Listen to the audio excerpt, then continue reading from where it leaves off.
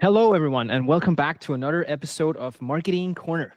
Today, Woohoo! yeah, we always do this like intro sound in the beginning. You might not know that shit, but it's Yeah, like we, boop, we boop need a sound. soundboard. We don't have one. Yeah. Today is episode 106, and that doesn't necessarily pertain a specific specialty, but it's a special one for us because we have a really cool guest with us today. Shiv Narayanan. I think I said that. Ryan? Yeah, I think I said that correctly. Who's a bit of a LinkedIn star. I don't say that frequently, but like the CEO of To SaaS. You've been like fractional CMO and sold to, but wrote a bunch of books and stuff. Like so we have a lot of stuff to cover today. But before I get into it, I think I'll kind of like let you just briefly introduce yourself, Shiv, and then we'll ask a bunch of questions and get into the topic of today. Perfect. Yeah. Thanks for having me on. My name is Shiv Narayanan. I run a company called To SaaS, and we partner primarily with private equity investors, their portfolio companies, and software and technology CEOs to help them scale faster on the marketing side. We specifically focus on strategy consulting. So think of us as like a McKinsey for marketing, where we're doing marketing due diligence work, we're doing post-close advisory and strategy consulting, and then we also provide fractional CMO services to those same companies. Amazing. That was short and sweet. That's not the first time you do that. that was pitch perfect. Yes. All right. I think the topic for today is going to be post-acquisition marketing. And then we'll have another episode. So there'll be an episode 2 where we'll talk a little bit more about like the other part. So how marketing drives revenue, essentially drives value. But today we're going to talk about post-acquisition marketing. And I know you want to kick us off with maybe the first question, Jen, because like you kind of prepared a lot of stuff in this, and I think you are in the space these days, anyways. I am. Yeah, absolutely. And it's really nice to meet you, Shiv, because read your books and obviously working in PE, getting the post-acquisition marketing is super interesting to me. And I think that's what I'd love to kick off with. Sort of, maybe we can start generally of the mindset shift that needs to happen, right? Because it's usually sort of pre-acquisition, pre-funding, you're scrappy, you're, reactive, you're opportunistic. But then after the acquisition happens, you kind of have to have a mind shift change where you have to be structured and predictable and scalable. And I thought maybe we can start a little bit with that, and then I might have some more specific questions. But can you just tell the folks at home a little bit about what that mind shift requires? Yeah, and just for context, I wrote that book back in 2021, and the reason I wrote it is the people that we were working with are the private equity investors that are deploying their capital to buy these companies that reach a certain point of sophistication where they're now capable of exiting to a financial or institutional or strategic buyer. And I went through this journey myself back in 2017, where I was the CMO of a software company called Wild Apricot, and then we got acquired by a PE-backed business, and the entire world changed in terms of how we approached our business. It became way more metrics driven. There was way more accountability. You were held to revenue targets. And for us, marketing really had to be a revenue driver to grow the business to the next level. And so the big shift for companies to kind of think about is, especially if you already have investors or you're thinking about raising capital or you're a founder that's thinking about exiting in the future, is understanding how when you kind of operate without an investor, you can kind of operate on feel, right? You kind of have intuition about your business. You have instincts that you learn from operating in a market, understanding your ICP, and you can kind of make changes on the fly. But in an institutional investor world where you have these professional investors that you're accountable to on a weekly, monthly, quarterly basis, you have to bring back a ton of data to justify a lot of decision making, and then stay on top of the plans that have been laid out, and then like kind of report on progress to say, are you on track? Are you off track? What needs to be adjusted? Are there any blockers? What can you scale up? What can you scale down? So I think that's the real big shift that needs to happen in that type of an environment, is becoming more data driven, and the level of accountability kind of goes through the roof. I think that's that's a really great point. Now, having been on both sides of the coin, right? I've been an in-house marketer and now I'm on the PE side, and I can see firsthand that growth at all costs versus controlled, scalable, predictable. And as a PE, that's more what we look at, right? Not necessarily hockey stick, but is it something that we can rely on? One of the things I've encountered, and maybe you have, and you've done this a lot longer than I have, is there's a lot of problems with data hygiene, how people collect data. How do you, when you do your due diligence, when you go into these companies and they say, here's an Excel sheet that we kind of don't really take care of, like, how do you help make these database decisions when there's no data? Yeah. So in general, I would say data is a problem in probably 100% of companies. Yeah. I don't think I've ever had a case where it wasn't a problem. Yeah, Let's put it that way. Exactly. There's always an Big issue of question. some kind. Yeah. So knowing that that's like the starting point, and the actual number of data problems or the complexity of the data problems increases as the company grows, because you have more product lines, maybe you have more business units, you operate in more geographies, there are more tools and systems that the data lives in, you have more customers, like there's all of this complexity that increases. So understanding that that's the reality you're operating in, there is no perfect answer is step one. And then step two is then the question becomes like, what is a good enough state that we want to get to? Because the role of the data is to help you make sound business decisions. So we just want to make well-informed decisions. And in some cases, you're going to have imperfect information and you make the decisions based on that. In other cases, you might have more data. In other cases, you're actually not going to have any data and you still have to make the decision, right? So the best way to kind of go about that is to set up controls for all the key things that you likely need to stay on top of. So level one is just on a business level, making sure you have all stages of the pipeline being actively tracked. So you know your leads, your MQLs, your SQLs or opportunities, you know your close won deals, close loss, you know your close loss reasons, close won reasons, you know your conversion rates throughout the funnel, you know your source data, where traffic is coming from, like all those basics. And that kind of gives you like at least a full funnel report that is your starting point. And I think every business, regardless of your data sophistication today, should be able to produce some version of that report, even if it's a manual report, right? And so if you have that manual report, now you can start to make some decisions that you previously could not.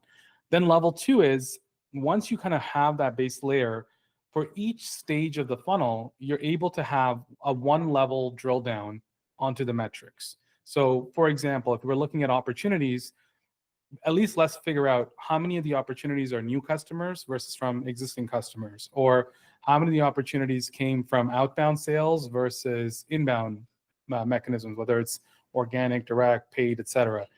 And then you can go a level deeper. Level three would be like specifically from inbound, which paid media campaign, which specific landing page did somebody come from, and you can go even deeper than that. But as we get to level two and level three, we probably have enough information to figure out roughly what's working and what's not working to triangulate the truth. And that's where you can start to make some very impactful decisions. Like we come into companies that are super large and super small where they haven't done this work, or at least the data is kind of living in the ether and they haven't brought it all together. And you find a ton of inefficiency just in doing that exercise, where we've uncovered 20, 50, even 100% more pipeline, or been able to cut 50% of costs without sacrificing any revenue. We work with like $500 million companies and found $10 to $25 million in spend cuts without losing revenue, right? So crazy things like that, that if you take to that degree of sophistication, you can start to make. So I think for companies, it's like thinking about what's your starting point and what is a realistic next step that you can take to make a better informed decision. And then it's kind of like a journey to get more mature on the data side over time. I think that's great. You got to start somewhere, right? Yes. Yes, exactly. Brilliant. And I think maybe if Casper doesn't have another question, I have. I'm just taking it in, like you're soaking it in. That's quiet great. here. Like I do these kind of things all the time as well. So I'm like, this is perfect. Yeah. I also find like sometimes I'm baffled when I come into companies and these like simple stuff like mapping sources, just simply being able to say where people come from, even and no, it's not attribution perfect, but just simply being able to say this came from this thing. It's like you can't even do that. Yes. Like Yeah, so exactly. And I think there's like it's been going on for almost a decade now, where there was a time like 4 or 5 years ago where everybody was obsessed with attribution and all the fancy attribution tools and implementing the perfect system. The truth is there is no perfect system. Like, is first touch better than last touch? Do you need multi-touch, like weighted attribution? Like whatever model you use, one or more channels is going to get screwed, right? Because if you use first touch, webinars may not get credit. If you use last touch, paid media may not get credit, right? So you kind of have to do your best with a good attribution model. And one thing I try to encourage people to kind of understand is thinking about it from the perspective of the customer. Like, for example, I came on this podcast here, and Jennifer, you said you've been following the content for a while. Like, there's no attribution model that we could create for how to SaaS to measure that, right? So we have to just know that tracking LinkedIn views and subscribers and content consumption there is one of our metrics. How important it is, it's subjective. Same thing with things like book sales or podcast appearances and things like that, which a lot of companies need to do. They need to speak, they need to be out there, they need to run events. At the same time, they need to do paid media, they need to write SEO articles, they need to have email campaigns, right? So it's about creating an environment that builds trust with your market and your end customers. And then over time, it will lift all of your metrics. So you won't be able to necessarily directly pinpoint like, oh, we got 100 more trials today or 100 more demos today because of this specific channel. But because you've been, let's say, doing this podcast for a while, right? It's going to make a downstream impact on all your metrics. Maybe you have more demos, more leads, more close won deals eventually. I think, yeah, I mean, I want to say like louder for the people in the back, right? Because we know the dark funnel, we know branding is important. And I guess my question for you would be, we marketers tend to know that, but we still get that, but did it drive revenue? But did it drive revenue? And, oh, LinkedIn doesn't drive revenue, stop LinkedIn. And I think sometimes that ties into incentives. So we and Casper, sometimes we disagree on attribution because I focus on it a lot, but only because that's how my bonus is calculated. That's how sales' bonus is calculated. That's how my headcount is calculated. So how do you get the stakeholders to understand that not everything can be tied to revenue, but it doesn't mean you shouldn't do it? And how do you get that kind of moving from attribution, but making sure that people are rewarded for their initiatives?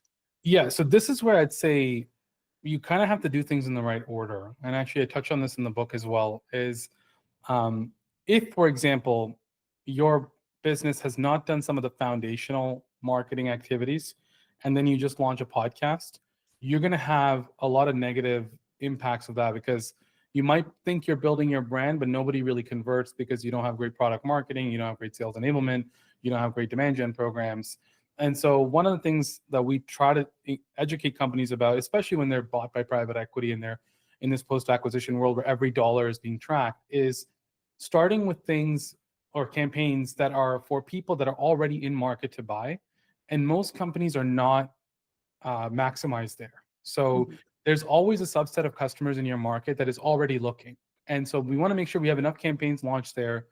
And those campaigns are usually more profitable because people are already searching. You don't have to educate them. You don't have to nurture them.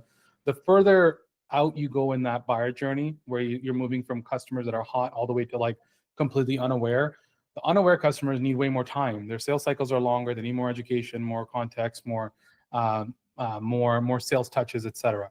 And so starting with people that are most ready to buy and then closing those deals ends up building you not just the right like unit economics and metrics that you can present at a board level, but it also buys you political capital. And that I think is something that marketing leaders and even founders really underestimate, is the political capital of being trusted by your executive team, by your board. Like, I can give this person more budget and they will deploy it in the right areas.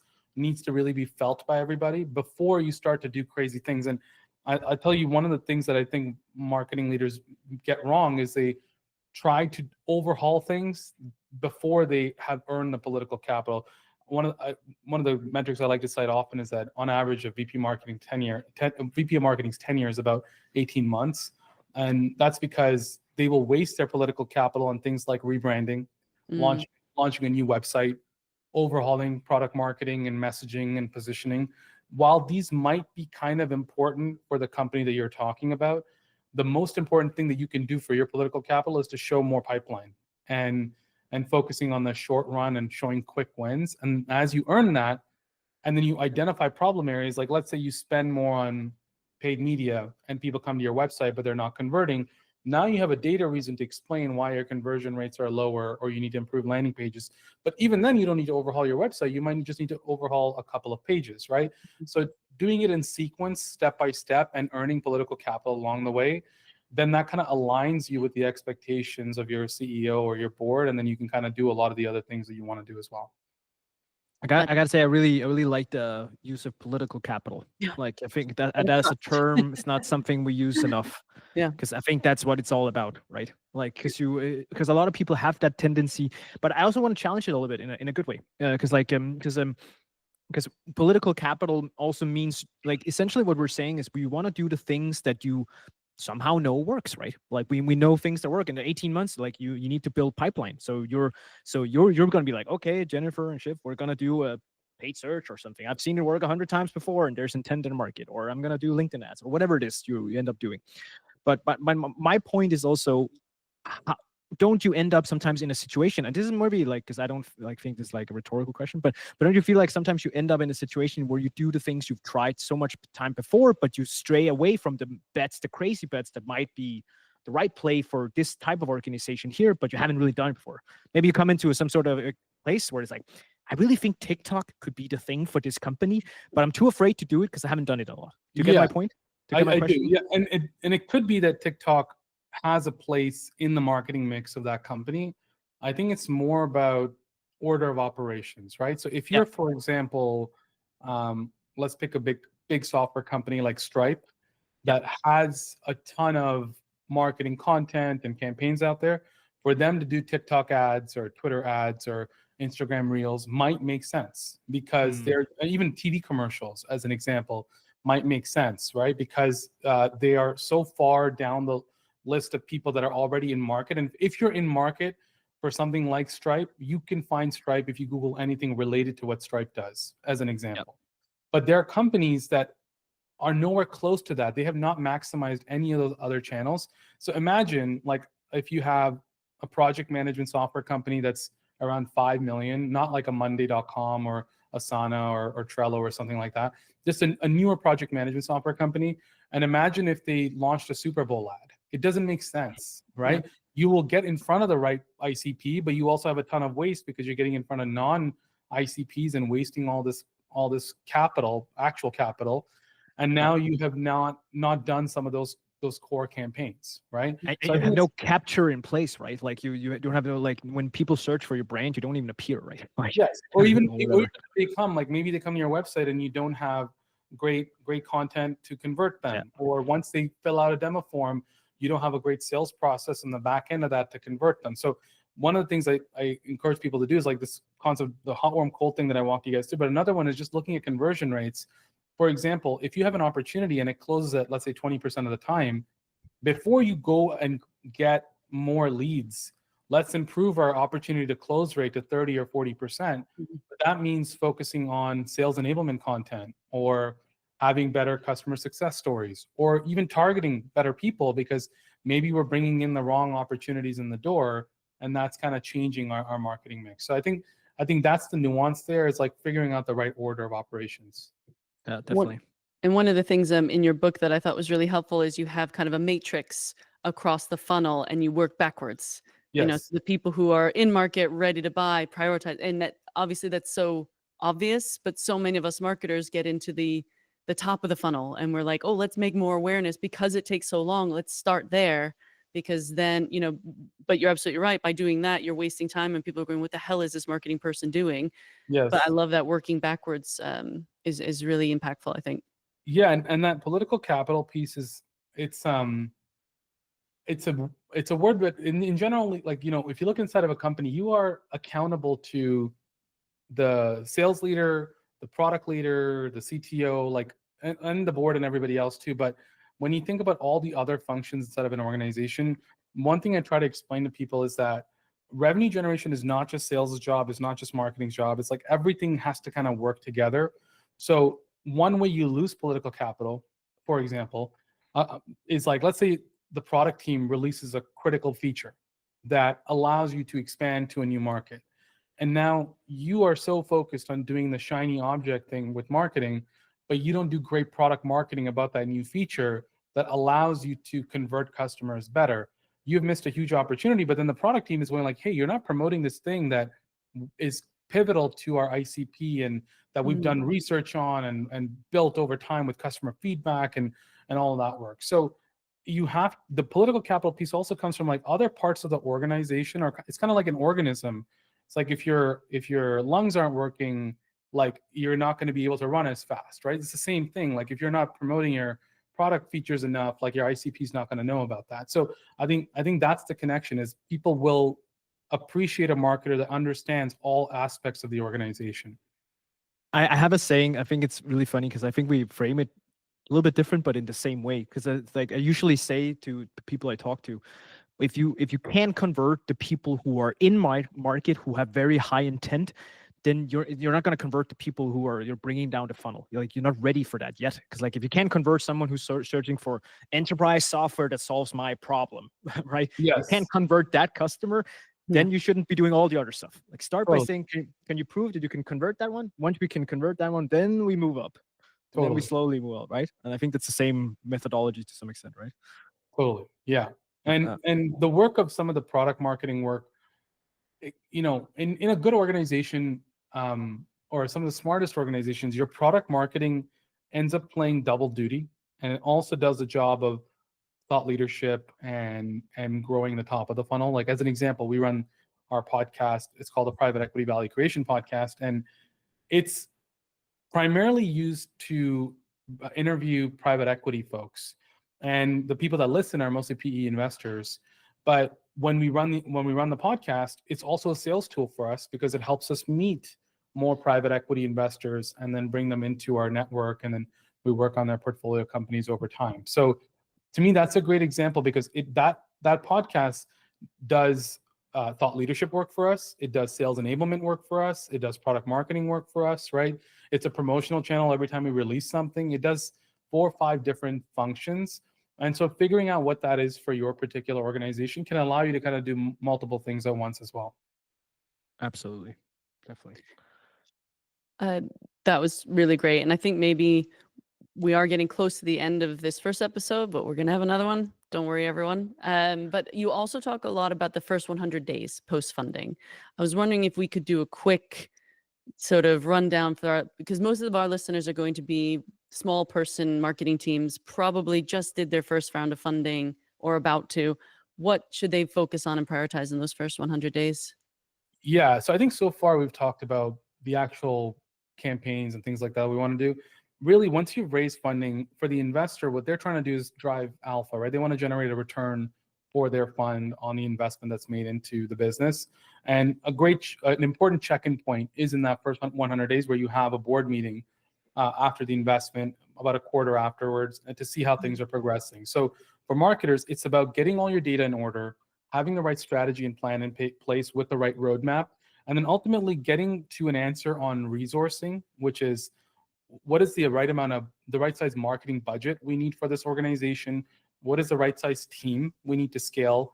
And what are the priorities that we need to fund? And then finally, what is the ROI of all of this going to be? And if we have any leading indicators to inspire that confidence, if you just focus on those 4 things and ultimately connecting it to ROI of all the activities that you have, so that you have a prioritized list of activities that the investors or the board or the CEO goes, oh yeah, we should invest into this, or it almost becomes a decision of prioritizing this idea versus, let's say, hiring more sales reps or investing more in product, then you've done your job well and then left it to them as the decision makers to whether or not to unlock more budget. One of the issues or complaints I hear from marketers all the time is they feel like they don't have enough budget, or they're understaffed, or under-resourced. And this is kind of how you circumvent that, is by building the right sales pitch to have that business case made, so that people are actually willing to fund a lot of these activities. Nice. Short and sweet, 100 days. Easy. I think easy. Sounds super easy. No, I think one of the challenges I used to come up across is everyone, now we've got money, right? I remember I've been in 3 different companies that all had, their A round, B round, C round, whatever it is. It's like, now we have money. We want 400% increase in targets. We want you to do everything, not much budget, but we want, the press release about our funding. And from that, everything's going to be fine. And I think one of the challenges we face is the marketers need to be able to actually narrow down and focus on what you want to do, because I also often find the podcast is probably someone else's idea. It's usually different, maybe a C-level who wants to be on a podcast or wants to be on stage, or we know that this company we compete with is doing all this great stuff. That used to happen to me all the time. We competed with a household name who had a budget 10 times mine. Why aren't you doing this? Why aren't you doing that? So I think it's really nice to have that kind of map of like, these are the priorities. This is what we need to do in these first 100 days to narrow it down. Because often I think we get spread way too thin in marketing. and then people wonder why they're not seeing huge impact. Yeah, on that, just a thought is to close things off is I think there's just a big misunderstanding of what actually moves the needle on revenue. Like if you've raised money, great, but a lot of companies, especially those like in the last few years that had raised money when capital was easy to find, have burned through a ton of capital without the subsequent growth that should go along with that. And that's because building pipeline and revenue and scaling companies is not just about spending money. You have to spend it in the right areas in the right way, and think about unit economics and what is the most profitable way to deploy that capital. And now the market is shifting to more profitable growth. So I think that is like an internal education role that marketers have, is to tell people like, hey, even though we now have way more money to deploy than we used to, and that's not always the case, but let's say that is the case, here's the more responsible way to do this. We want to test with a limited amount of budget. As we validate, then we can scale up, kind of taking a more meticulous approach to it versus just like throwing money at the problem or over hiring. Like that's why we see these companies that hire people then fire people. Like it's that's what creates the negative environment inside those kinds of companies. So, and I also feel like you end up sometimes in these like bloated situations where you're hiring so fast, you haven't validated that it's the right hire yet. correct. Like to some extent, you're like, I'm basing this on everything else, but I'm not basing it on the actual company I'm in, right? Yes. Yes, exactly. I've seen that so many times. Like, and then you end up like, oh, we hired this person, but it's not really driving what's driving revenue. It's not really the strategic direction. We just hired it because everyone else told us to hire it. Yeah. Yeah. Everyone else has one. We need one too. Yeah. Yes, exactly. And maybe just to round it off for kind of an actionable takeaway, if post funding, if a marketing team has only budget and resources for 3 initiatives, what would you advise them to prioritize for those 3? Yeah, I think the answer really depends on the specifics of the company, right? So, but I would say starting with working backwards as the framework to think about it is probably the best way, and looking at some of those key metrics like your CAC payback periods, your key conversion rates, understanding if you're maxed out in those late funnel channels, and then working your way backwards to maybe earlier stages of the funnel. That's kind of how I would approach it. Brilliant. Love that. Any last thoughts on post-acquisition marketing before we say goodbye? No, I think that's about it. I would love it if people bought the book and let me know what they think. I appreciate it. Absolutely. I think we got some chapters that people can listen to or can access. So we'll put those in the show notes to whet everyone's appetite. But I highly recommend it. It was really, really insightful, and it's not an intense, laborious read either. It's not too long. So yeah, super good, brilliant. Well, Shiv, thank you so much for spending your time with us, and yeah, look forward to talking about exit ready marketing in the next episode. Yeah, thanks for having me. Thanks for listening, folks. Bye. Bye-bye.